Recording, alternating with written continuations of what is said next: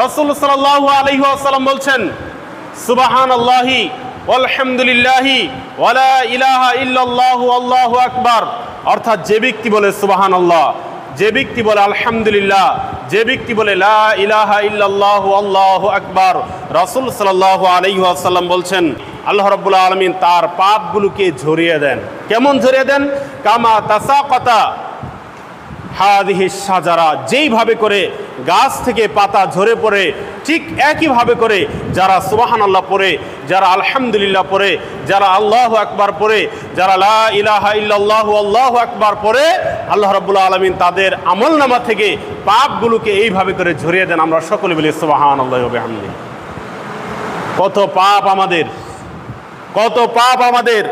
আমরা কত অন্যায় কথা বলি, আমরা কত অন্যায় চিন্তা করি, আমরা কত অন্যায় জিনিস দেখি, অন্যায় কথা কত শুনি, অথচ আমরা সুবহানাল্লাহ পড়তে পারি না। রাসূল বলেছেন, যে ব্যক্তি সুবহানাল্লাহ পড়ে, যে ব্যক্তি আলহামদুলিল্লাহ পড়ে, যে ব্যক্তি লা ইলাহা ইল্লাল্লাহু আল্লাহু আকবার পড়ে, আল্লাহ রাব্বুল আলামিন তার আমলনামা থেকে পাপগুলোকে ওইভাবে ঝরিয়ে দেন যেইভাবে করে গাছ থেকে গাছের পাতা ঝরে পড়ে যায়। গাছ থেকে গাছের পাতা যখন ঝরে পড়ে যায়, ওই পাতা যেরকম আর গাছের ফিরে যায় না, ঠিক একইভাবে করে আদম সন্তানের আমলনামা থেকে যখন পাপগুলোকে মুছে দেওয়া হয়, তখন ওই পাপ আর কোনো দিন লেখা হয় না।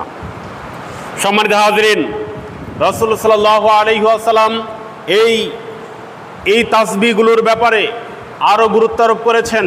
রাসূল সাল্লাল্লাহু আলাইহি ওয়াসাল্লাম বলছেন, যে ব্যক্তি পড়বে সুবহানাল্লাহ, যে ব্যক্তি পড়বে আলহামদুলিল্লাহ, যে ব্যক্তি পড়বে ওয়ালা ইলাহা ইল্লাল্লাহু আল্লাহু আকবার, রাসূল সাল্লাল্লাহু আলাইহি ওয়াসাল্লাম বলছেন, আহাব্বু ইলাইয়া মিম্মা তালাআত আলাইহি শামস, অর্থাৎ সূর্য যেই জিনিসের উপর উদিত হয় তার চাইতে বেশি প্রিয় হচ্ছে কোনো বান্দার এই তাসবিহগুলো বলা, এই তাকবীরগুলো বলা, এই তাহমিদগুলো বলা।